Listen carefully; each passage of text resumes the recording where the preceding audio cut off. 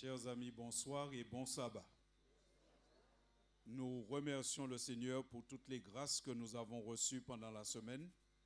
Et ce soir encore, il nous a fait la grâce par les chants, les prières, les paroles de bienvenue. Tout cela nous a fait du bien et nous sommes contents ce soir.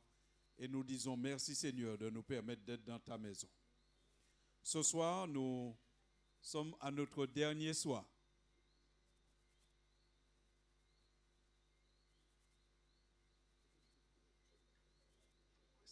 C'est notre dernier soir. Il nous reste quand même demain matin. Et après, cette période sera terminée, mais certainement le Seigneur continuera à bénir et à visiter son Église.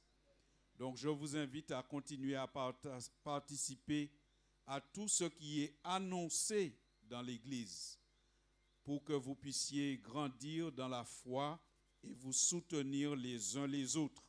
Que ce soit des moments de prière ou des moments d'étude de la Bible, participez à tout cela, car il y a un enrichissement pour tout cela. Nous avons vécu non seulement une belle semaine le soir, mais nous avons vécu aussi une très belle semaine le matin, où nous avons eu ces temps de prière qui nous ont fait beaucoup de bien. Et nous croyons que le Seigneur a encore des bénédictions en réserve pour ses enfants, et vous verrez dans votre vie des bénédictions de la part du Seigneur. Ce soir, nous avons le privilège d'étudier encore notre thème, une personne épanouie pour une famille équilibrée. Pendant toute la semaine, nous avons vu des clés pour l'épanouissement personnel, mais des clés qui en même temps garantissent l'équilibre de la famille. Parce que, chers amis, vous pouvez rencontrer des lectures où on vous propose des clés pour votre épanouissement. Mais parfois, les clés qu'on vous propose pour votre épanouissement sont des clés égoïstes, des clés pour vous et pour vous seul. Mais ici, ce que nous avons vu, c'est un équilibre entre l'épanouissement personnel et l'équilibre de la vie de famille. Donc, quand vous lisez des manuels, des propositions, analysez toujours si la clé qu'on vous donne pour votre épanouissement est non seulement une clé pour votre épanouissement, mais pour l'équilibre de votre vie familiale. Et c'est ainsi que les meilleures clés pour notre épanouissement et en même temps l'équilibre de notre vie familiale, les meilleures clés se trouvent dans la Bible, la parole de Dieu. Car vous savez, Dieu, il est capable de prendre une pierre, de lancer la pierre et avec une seule pierre, de cueillir une mangue, un coco et une mandarine. Dieu est capable de faire plusieurs cibles avec une seule pierre. Donc quand Dieu donne un principe, le principe que Dieu donne, la chose que Dieu donne n'est jamais bonne pour une seule cause. Dieu est tellement grand que ce qu'il fait est capable de toucher plusieurs causes en même temps. Et ce soir, nous aurons à découvrir un thème supplémentaire. Et ce thème, comme vous allez voir, se décline en 2 points, puisque nous en avons parlé. Pour l'équilibre de ma famille, je fais du sabbat mes délices. Pour mon épanouissement, je fais du sabbat mes délices. Le sabbat est aussi bon pour moi en tant qu'individu que pour l'équilibre de ma famille. Nous allons découvrir ce thème et pour que nous puissions pénétrer ce sujet et que ce sujet nous pénètre, je vous invite à incliner la tête et nous prierons. Seigneur Dieu, nous sommes dans ton saint sabbat, le sabbat que tu as fait pour l'homme, pour son épanouissement et pour l'équilibre de la vie familiale. Ce soir, tu veux nous révéler comment le sabbat peut être pour nous une clé pour notre épanouissement et l'équilibre de nos familles. Seigneur, nous t'en prions de nous assister. Nous avons vraiment, plus que jamais, Seigneur, besoin de ton aide. Car il y a tellement d'incompréhension concernant le sabbat. Certains déclarent que c'est un fardeau. D'autres disent qu'observer le sabbat, c'est du légalisme. Alors qu'en réalité, le sabbat, c'est un cadeau. C'est un délice. C'est un bienfait. Seigneur, nous avons besoin de comprendre cela et ce n'est que par ton esprit que c'est possible.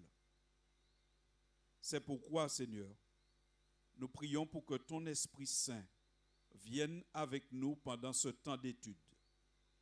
Bénis et visite ceux qui nous suivent à distance ou ceux qui écouteront plus tard ce message.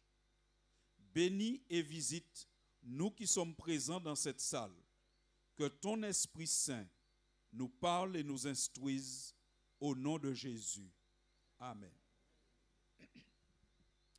Alors voici donc notre sujet.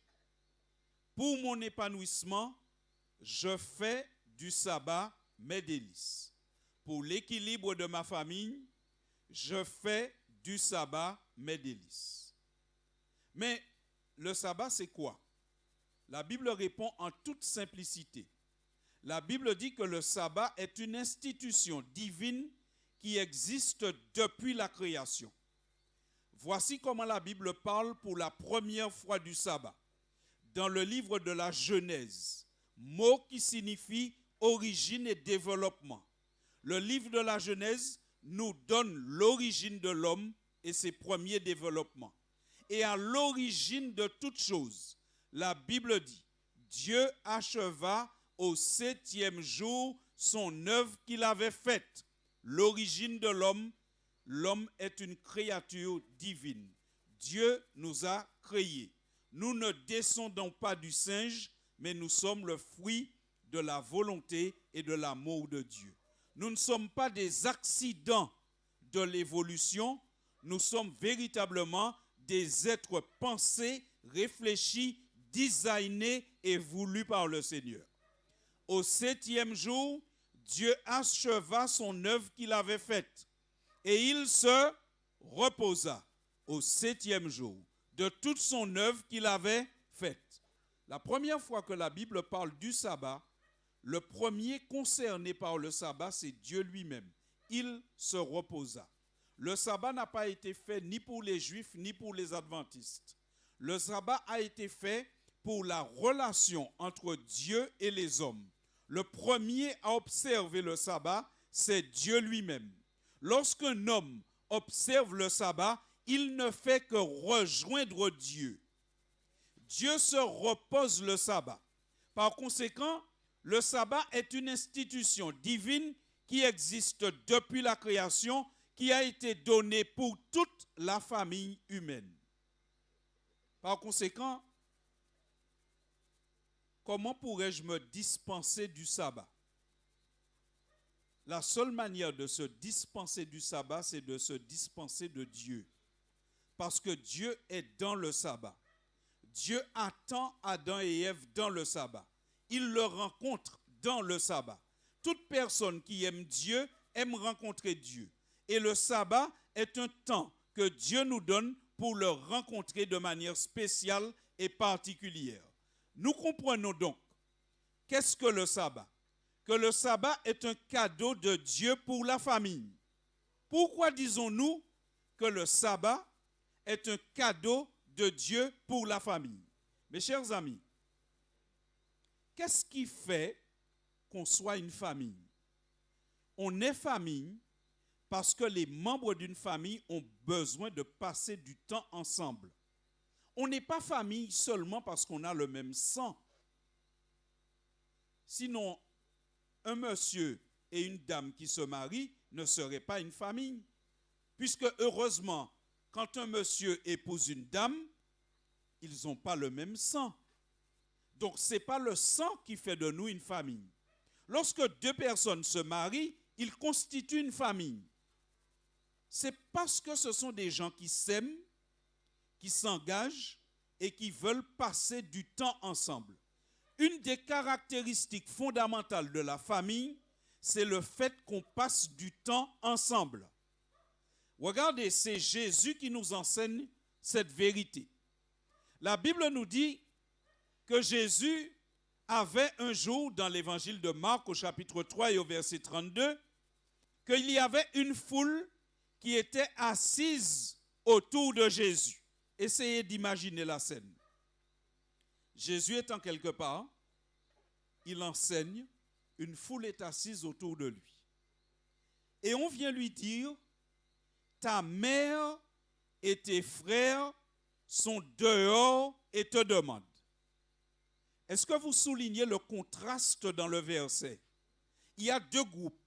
Ceux qui sont assis autour de lui et ceux qui sont dehors et qui lui demandent de laisser la communion qu'il a.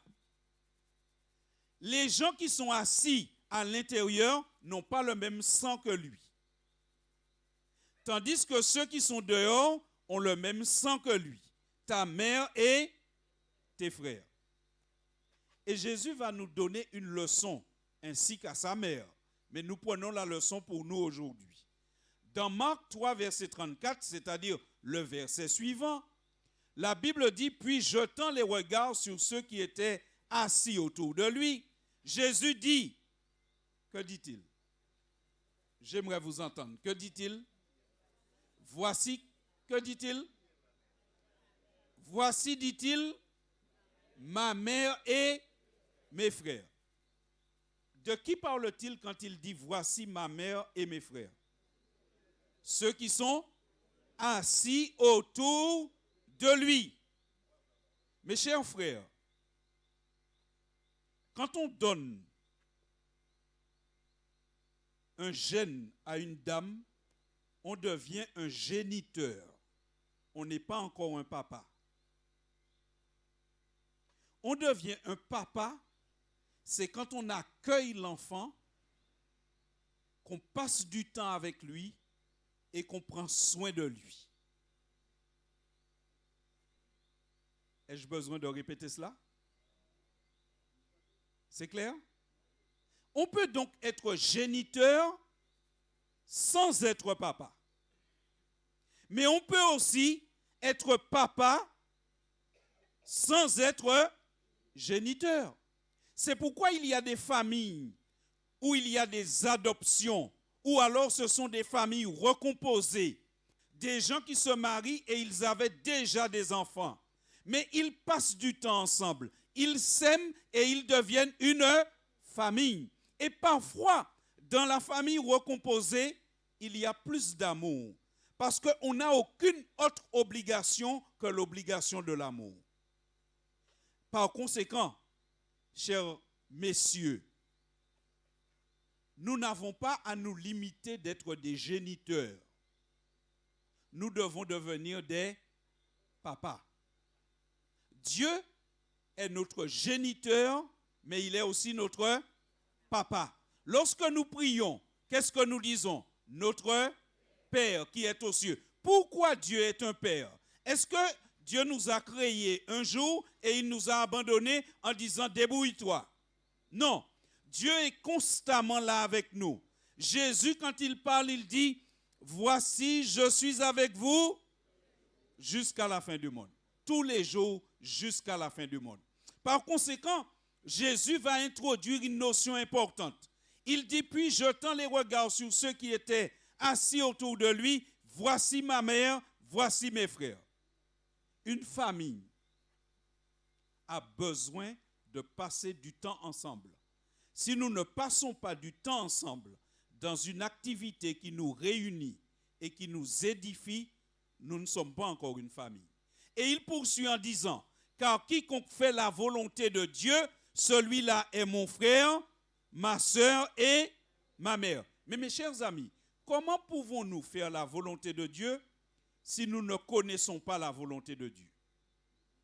Parfois, quand nous présentons ce verset, nous éclipsons une partie de la réflexion. Nous disons, oui, les frères de Jésus, ce sont les gens qui font la volonté de Jésus. Mais dites-moi, frères et sœurs, comment pouvez-vous faire la volonté de Dieu si vous ne connaissez pas sa volonté?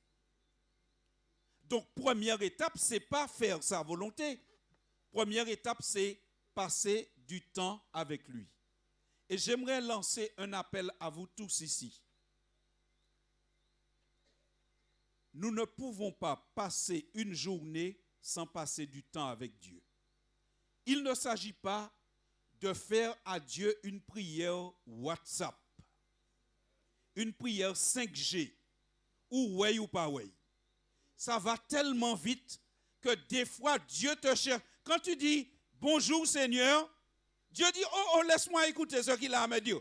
Mais ça va tellement vite. Le temps que Dieu prenne un crayon et un papier pour noter ce que tu lui dis, tu es déjà en train de dire au revoir Seigneur. Seigneur a gratté cette liée et puis il a dit oh papa, je ne pas ni temps noter la prière. Mes frères, prenons du temps avec le Seigneur. Prenons du temps pour parler au Seigneur, pour prier, pour lire sa parole, pour méditer. Dieu est notre Père, mes amis, lorsque nous passons du temps avec lui. Par conséquent, mes chers amis, une famille, c'est un groupe qui passe du temps ensemble. Et c'est dans ce sens que nous disons que le sabbat est un cadeau de Dieu pour la famille. Parce que qu'est-ce que le sabbat? Qu'est-ce que le sabbat nous permet de faire? Le sabbat nous permet de passer du temps ensemble. Que dit le commandement du sabbat?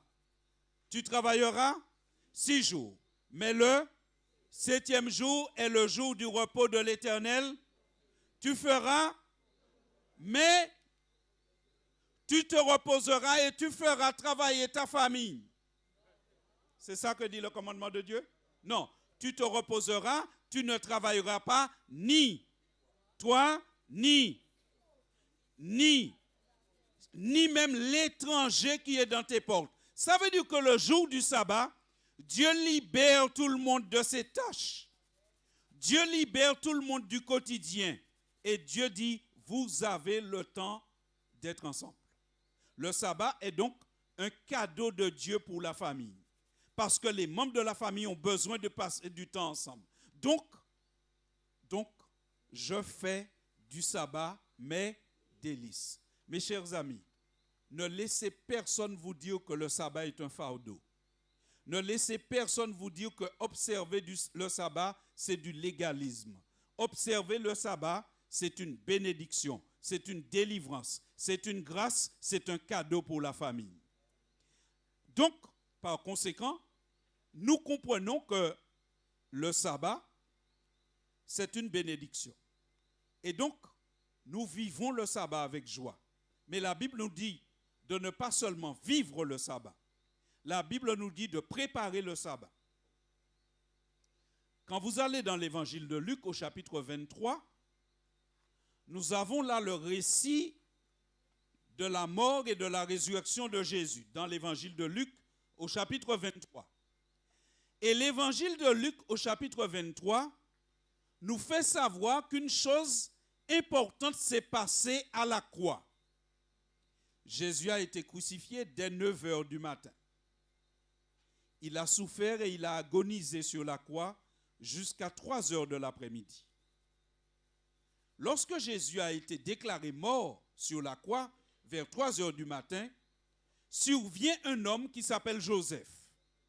Ce Joseph-là, c'est un Joseph qui vient d'une ville qu'on appelle Arimathée. Donc dans la Bible, on l'appelle Joseph d'Arimathée. Ce Joseph d'Arimathée, c'est un boss. Vous savez pourquoi c'est un boss? Parce que c'est l'homme qui rentre chez Pilate quand il veut. Et Pilate, c'était le gouverneur romain. Combien parmi vous ici peuvent m'introduire ce soir chez le préfet? Vous pouvez m'emmener ce soir là chez le préfet? Il y a mon ici qui a dit mon sang gros gaz. Sur sang gros gaz. Là nous finissons réunion au soir, menez-moi qu'il préfet. Eh bien Joseph, c'est vraiment un gros gaz. On a tué Jésus, c'est vendredi après-midi. Joseph va voir Pilate. Il n'a pas de rendez-vous. Ce n'était pas prévu, mais il rentre. Donc vous voyez mes chers amis, les gens qui aiment Jésus, ce n'est pas seulement les pauvres et les malheureux. Mais dans la Bible, il y a des gros gaz qui aimaient Jésus aussi. Alors si tu crois que tu es un gros gaz, tu as besoin de Jésus. Alors Joseph rentre, il demande, il dit, écoute, je veux récupérer son corps. Vous l'avez tué, vous avez fini avec lui, je veux récupérer son corps. Et la Bible nous dit quand Pilate lui donne l'autorisation, il retourne. Donc il n'est plus 3 heures. Il est déjà plus que 3 heures de l'après-midi. Il retourne. Il va à la croix. Luc 23, 53. Il le descendit de la croix, l'enveloppa d'un linceul et le déposa dans un sépulcre taillé dans le roc, où personne n'avait encore été mis. Et qu'est-ce que la Bible dit au verset 53? Dites-le avec moi, s'il vous plaît. C'était le jour de la préparation et le sabbat allait commencer. Chers amis, il y a le jour du sabbat, mais il y a un jour de la préparation du sabbat. Et vous voyez, ici, vous avez un verset qui montre que la mort de Jésus n'abolit pas le sabbat. Parce que même quand Jésus est déjà mort, on fait une connexion entre sa mort et le jour de la préparation du sabbat. La mort de Jésus n'abolit pas le sabbat. Et donc, pour que le sabbat soit un bienfait pour la famille, il faut préparer le sabbat. Et alors, qu'est-ce qu'on fait pour préparer le sabbat?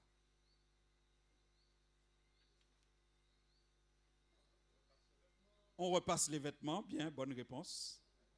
Qu'est-ce qu'on fait d'autre? On fait à manger, on prépare à manger, on nettoie la maison. Qu'est-ce qu'on fait d'autre? On se prépare, c'est ça? Oui, c'est bien. Mais je ne vais pas insister sur l'aspect matériel de la préparation du sabbat, puisque je vois que vous êtes au taquet. Vous connaissez ça parfaitement. Mais regardez, chers amis, suivons bien. La Bible nous dit que la préparation du sabbat ne revêt pas seulement un aspect matériel. Rappelez-vous, le sabbat, c'est un cadeau pour la famille. La maison est propre, le repas est prêt, le linge est repassé, tout le monde n'a fâché, il y en a plus longtemps qu'il là. Est-ce que le sabbat sera bon? Je ne vous entends pas, mes amis. Non, le sabbat ne sera pas bon. Donc, par conséquent, mes bien-aimés, une des tâches importantes pour une famille, pour que le sabbat soit un délice, c'est de régler les différends avant le début du sabbat. Ne laissez pas la rancune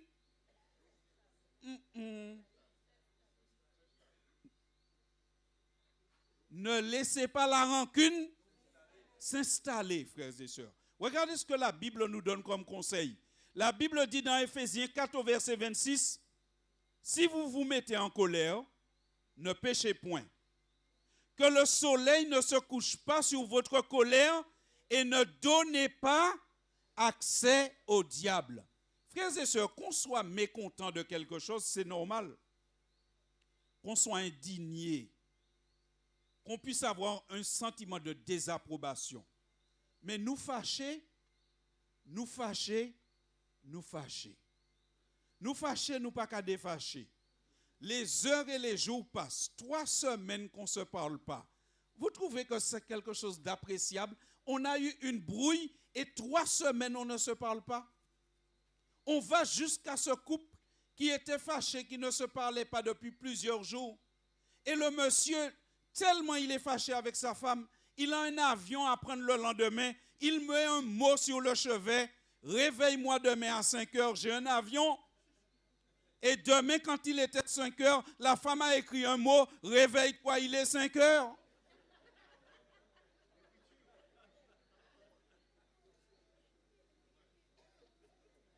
C'est ridicule hein, parfois, hein, nos brouilles là, qui durent depuis des jours, nous fâcher. Quelque chose s'est passé, à un moment il faut arrêter, puis il faut se parler, puis il faut régler le problème. D'autant plus que nous ne pouvons pas laisser la chose aller jusqu'au sabbat. Et regardez le verset 27, et ne donnez pas accès au diable. Frères et sœurs, quand nous restons longtemps fâchés, nous donnons accès au diable dans notre vie, dans notre famille, dans notre couple. La Bible nous dit donc que nous devons préparer le sabbat. Et dans l'épître aux Éphésiens au chapitre 4, voici une exhortation biblique bonne pour la famille. La Bible dit dans Éphésiens 4, 31, dites-le avec moi, que toute amertume, toute animosité, toute colère, toute clameur, toute calomnie et toute espèce de méchanceté. Ensuite, au verset 32, il dit, soyez bons les uns envers les autres, compatissants, vous,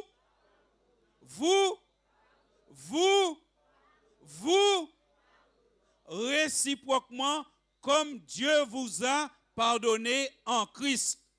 Frères et sœurs, vous imaginez si j'allais confesser le lundi matin en disant, Seigneur, je te demande pardon parce que j'ai péché. Et que le Seigneur me regardait avec une mine bien troussée et qu'il me disait, virez-vous à moi après parce que je m'en fâché pour le moment. Je ne peux pas disposer pour mon couteau à présent. Est-ce que c'est comme ça que le Seigneur vient et parle et répond lorsque nous confessons nos péchés?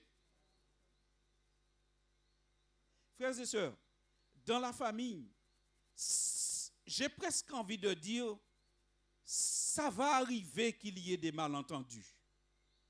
Mais là où nous ne devons pas donner accès au diable, c'est quand l'orgueil s'installe et personne ne veut régler le problème. Personne ne veut s'humilier. Mais la Bible nous dit, pardonnez-vous réciproquement comme Christ vous a pardonné. Nous poursuivons notre préparation du sabbat.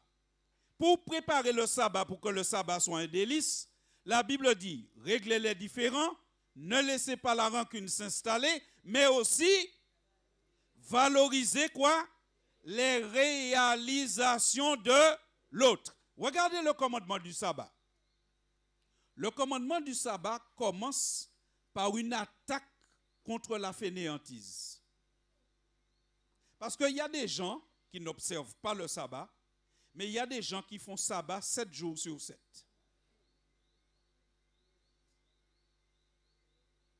Il y a des gens qui sont allergiques au travail.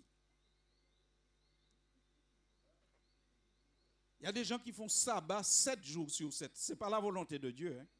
Parce que le commandement commence par tu travailleras 6 jours et tu feras tout. Mais le 7e jour est le jour du repos de l'Éternel ton Dieu et tu ne feras. La Bible, mes frères, valorise le travail. Travailler, c'est une bonne chose. Mais se faire dominer par le travail, ce n'est pas bon. Tu travailleras 6 jours, mais le 7e jour, tu te reposes. Dieu cherche un équilibre. Tu travailleras 6 jours. Mais maintenant, qui travaille? Qui travaille? Alors, il ne faut pas oublier une chose. La Bible est contre la paresse. Dans Proverbe 12, 27, la Bible dit, le paresseux ne rôtit pas son gibier, mais le précieux trésor d'un homme, c'est quoi? L'activité. Et s'il y a une demoiselle ici qui pense à se marier, ne regarde pas seulement si le gars va à la salle de fitness, si ses pectoraux poussent sa chemise. Ce n'est pas ça seulement qu'il faut regarder. Regarde si le gars n'est pas un fainéant par hasard. Parce que, mes chers amis, on ne peut pas épouser un fainéant. Et on ne peut pas non plus épouser une fainéante. Que quelqu'un dise amen au moins.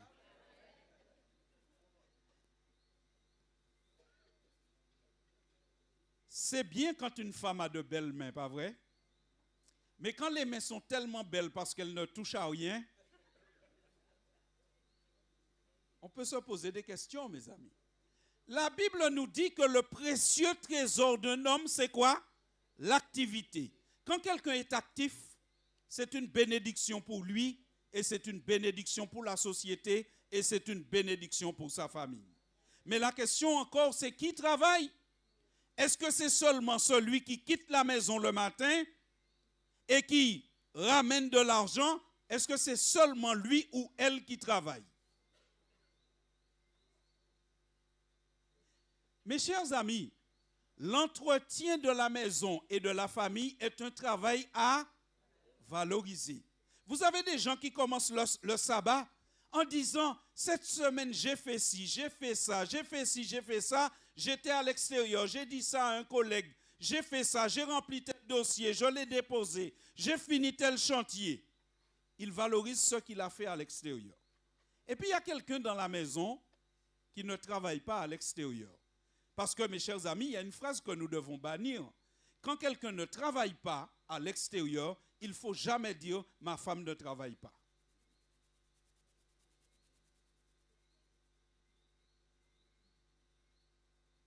Pasteur, dois-je partir maintenant ou bien je continue? Je continue. Parfois, j'entends cette phrase « mon mari ne travaille pas » ou « ma femme ne travaille pas ». C'est une phrase complètement méprisante et fausse.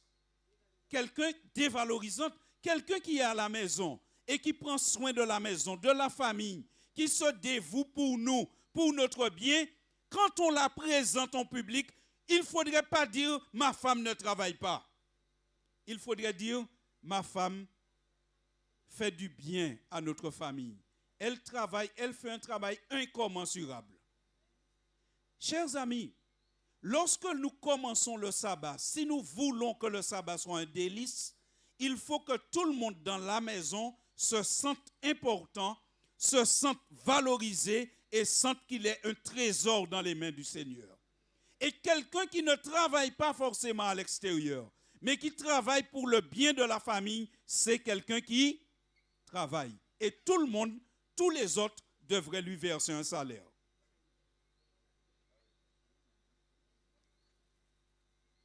Je ne parle pas d'argent de poche. Je parle lui verser un salaire. Parce que si cette personne n'était pas là et qu'on avait embauché quelqu'un pour entretenir la maison, vous lui auriez donné de l'argent de poche le vendredi après-midi? Vous lui auriez donné un salaire avec sécurité sociale? Quoi d'autre encore? Mutuelle obligatoire? Ok? Mais quelqu'un qui travaille à la maison doit être valorisé, reconnu, élevé. Et c'est comme ça que tout le monde va se sentir bien, tout le monde va se sentir important. Parce que déjà, la personne ne sort peut-être pas. Elle n'a peut-être pas une activité extérieure. Mais si en plus, quand on parle d'elle, on dit, il va à travail. Comment voulez-vous que cette personne passe un bon sabbat puisque Dieu a dit, tu travailleras 6 jours. La personne dit, mais je rentre dans le sabbat, je ne travaille pas. Chers amis, il faut qu'on apprenne à valoriser ceux qui travaillent à l'intérieur. Et alors, regardez cette petite curiosité biblique. La Bible nous a dit que le précieux trésor d'un homme, c'est l'activité. Mais vous voyez, la première activité que Dieu avait donnée à l'homme, c'est d'entretenir son lieu de vie. L'homme et la femme créés par Dieu habitaient où? Dans le jardin d'Éden. Et quelle est la première activité que Dieu a donnée à Adam?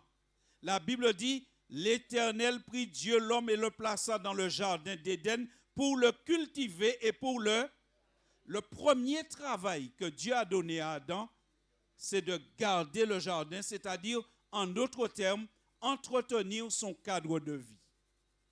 Donc, travailler à la maison, c'est un travail.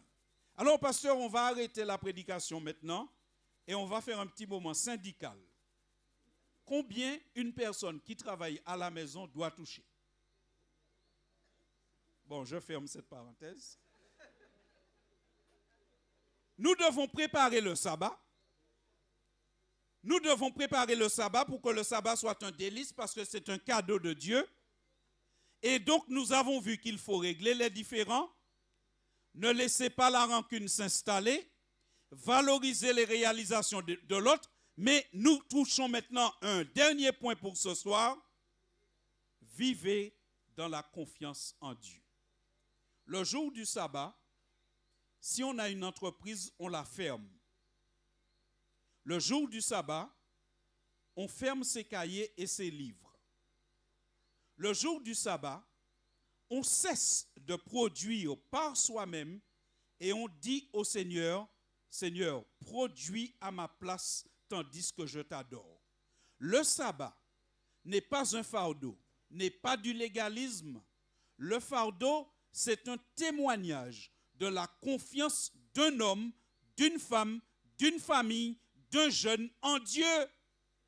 Chers amis, parfois il y a l'école le sabbat, mais on n'y va pas.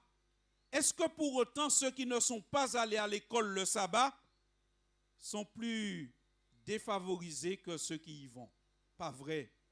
Lorsqu'on fait confiance à Dieu et que vous n'allez pas ou que vous n'ouvrez pas votre entreprise le jour du sabbat, Dieu est tellement bon, comme il sait que vous fermez le jour du sabbat, un autre jour de la semaine, Dieu vous donne le double de ce que vous auriez dû faire.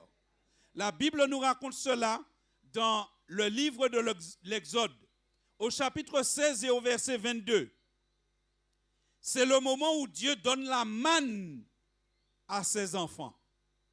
La manne, c'est une nourriture qui sort du ciel. Et Dieu leur dit, le sabbat, il n'y aura pas de manne. Mais mes frères et sœurs, quand on ne sort pas pour glaner le sabbat, le Seigneur vous donne le double un autre jour de la semaine. Lisez avec moi. Le 6e jour, Exode 16 au verset 22. Ils ramassèrent une quantité double de nourriture, 2 homères pour chacun.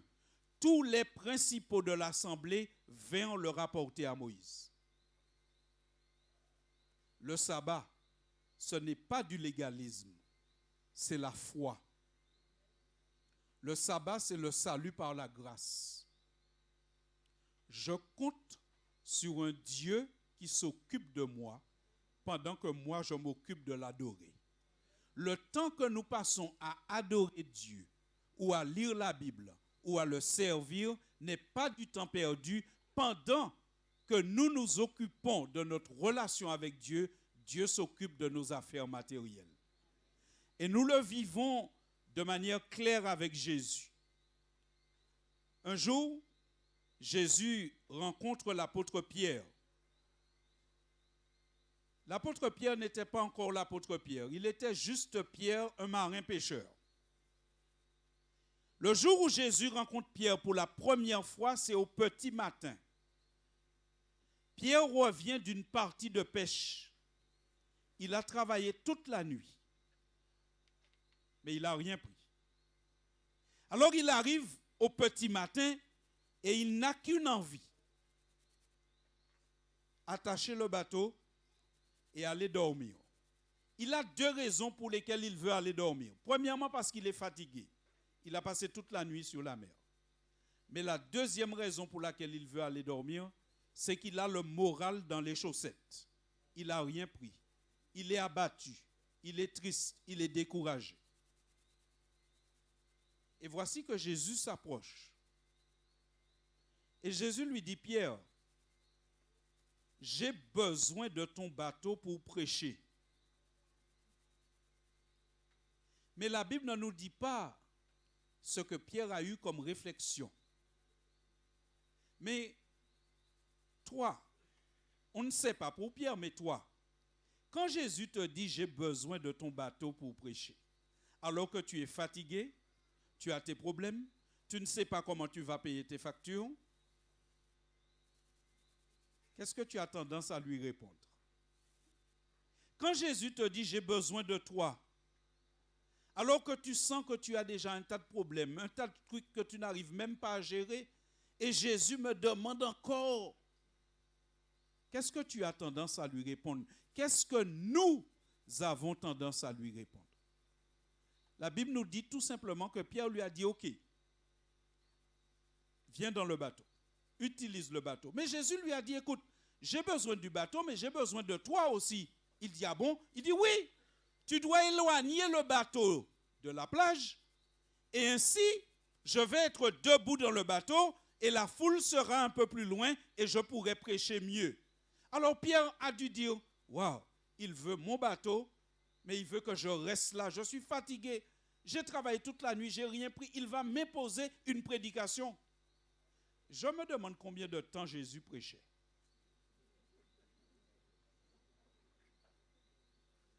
Combien de temps pensez-vous que la prédication de Jésus a duré ce jour-là?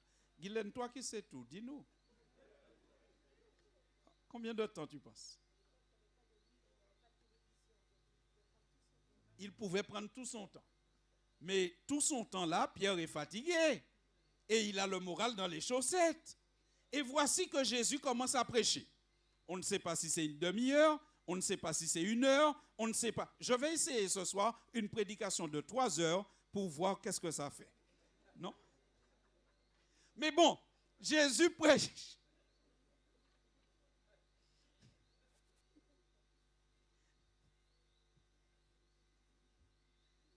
Jésus prêche, on ne sait pas combien de temps, mais il prêche. Le bateau est utilisé, Pierre est là. Et quand il a fini de faire toute sa prédication, il dit à Pierre ce qui suit. Il lui dit, Pierre, écoute, avance en pleine eau et jette le filet. Alors Pierre lui répond, écoute Seigneur, dans l'évangile de Luc, nous sommes au verset 5 et 6. Pierre lui répond, écoute Seigneur, tu sais, nous avons travaillé toute la nuit sans rien prendre. Mais, dites-le avec moi, mais sur ta parole, je jetterai le filet. Pierre va démontrer ici que le succès dans le travail ne dépend pas seulement de nos compétences et des circonstances, parce que pêcher la nuit, vous avez plus de chances de prendre des poissons la nuit que la journée. Donc Pierre va démontrer ici, ok, je fais l'expérience parce que la réussite ne dépend pas de nos compétences ni de nos circonstances, mais de la parole de Dieu.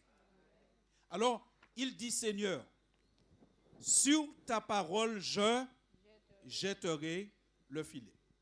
Et la Bible poursuit le récit en disant, l'ayant jeté, ils prirent une grande quantité de poissons et leur filet se rompait. Mes chers amis, lorsqu'un homme fait confiance à Dieu, il a plus que lorsqu'il ne fait pas confiance à Dieu et qu'il s'éreinte à essayer de faire tout seul. Lorsque vous faites confiance à Dieu, même quand les circonstances seraient plus mauvaises, avec la bénédiction de Dieu, le succès est à la porte.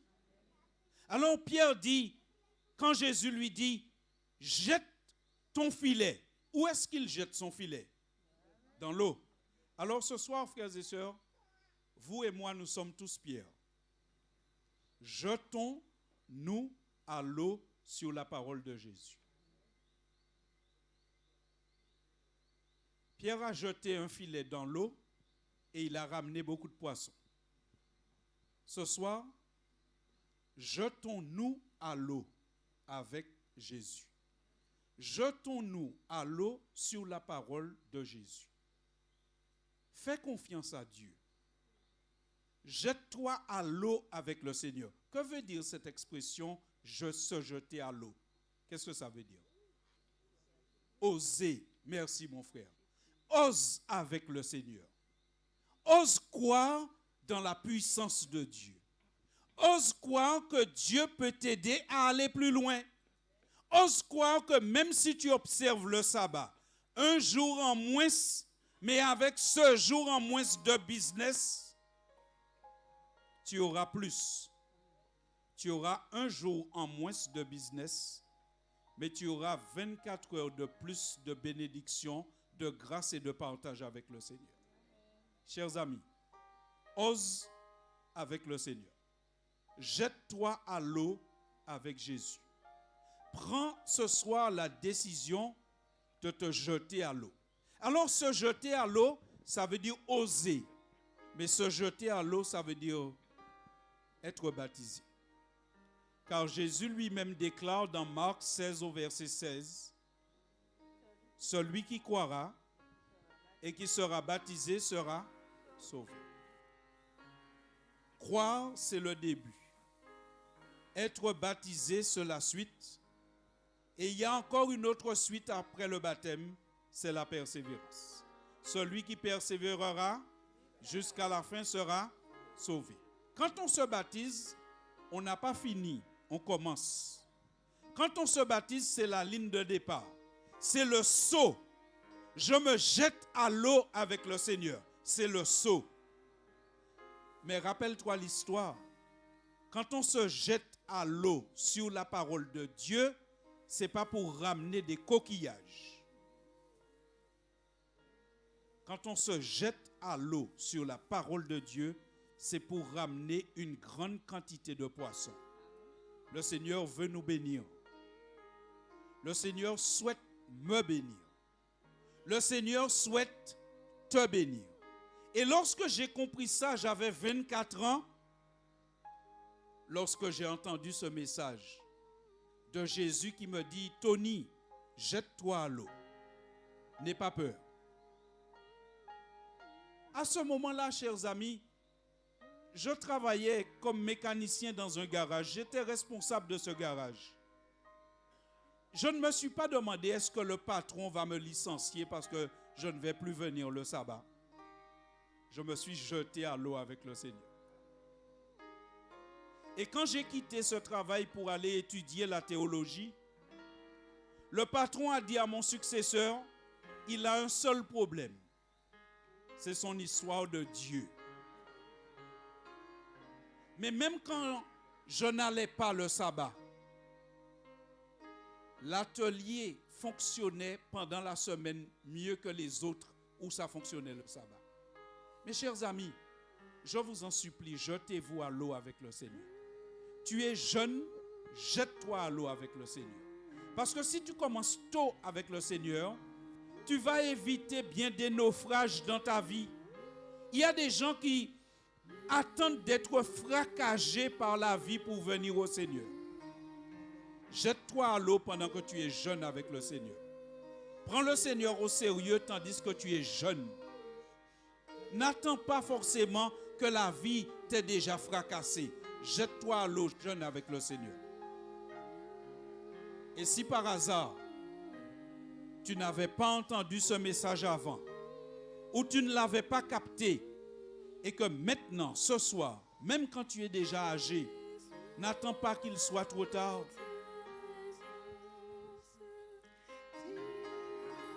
Lorsqu'on est couché dans le cercueil, on ne peut plus se jeter à l'eau. Mais tandis qu'on est encore debout, même quand on est âgé, on peut encore se jeter à l'eau. Jette-toi à l'eau avec le Seigneur ce soir. Lorsque tu vas te jeter à l'eau, Dieu a des bénédictions pour toi. Ce soir, chers amis, je vous rappelle que demain, par la grâce de Dieu, nous avons une cérémonie de baptême. Et j'aimerais prier ce soir pour ceux qui ont décidé de se jeter à l'eau avec le Seigneur. Tu as pris la décision d'être baptisé demain. S'il te plaît, viens, afin que je fasse une prière spéciale avec toi. Et afin que tu reçoives une grâce de la part du Seigneur. Oui, les autres qui ont décidé de se faire baptiser demain, venez pour que nous puissions prier particulièrement pour vous. Pour que vous puissiez recevoir une bénédiction, que le Seigneur vous protège, que vos filets se remplissent. Où sont les autres qui ont décidé? Alors peut-être que tu n'avais pas encore pris la décision. Mais si ce soir, là maintenant, le Seigneur te touche et il te dit, lève-toi et sois baptisé, alors prends ton courage. Ne rejette la timidité. Parfois tu t'es levé pour faire le mal. Parfois tu t'es levé pour un combat. Mais ce soir tu te lèves pour Jésus et tu n'as pas honte. Si ce soir tu as besoin de dire cela, alors lève-toi et viens. Lève-toi et viens pour que nous puissions prier avec toi. Pour dire oui, je décide de me faire baptiser.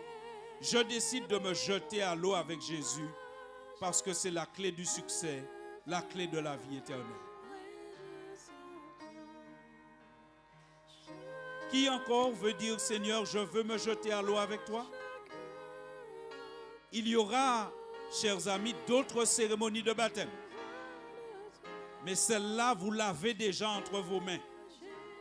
Demain, c'est ton jour. Lève-toi et dis oui à Jésus. Alors peut-être qu'il y a quelqu'un qui vient ici pour la première fois et qui dit, oh, j'entends ce message pour la première fois, je suis surprise, je suis surpris, Mais je comprends qu'un jour, il faut que je me les jette à l'eau avec Jésus. Alors si c'est ce que tu dis, un jour, il faut que je me les jette à l'eau avec Jésus, alors viens. Viens pour que nous puissions prier de manière spéciale pour toi. Tu n'es pas ici par hasard. Ceux qui font le mal n'ont pas honte. Si vous aimez Jésus, n'ayez pas honte. Le Seigneur vous a touché ce soir. Sa parole vous a touché ce soir. Venez. Viens. Viens pour qu'on puisse dire, on va prier pour toi et tu recevras une grâce. Mettons-nous debout et chantons notre chant. J'ai soif de ta présence. Et tandis que vous chantez, pensez à notre jeune sœur qui s'est levée courageusement. Priez pour elle tandis que vous chantez.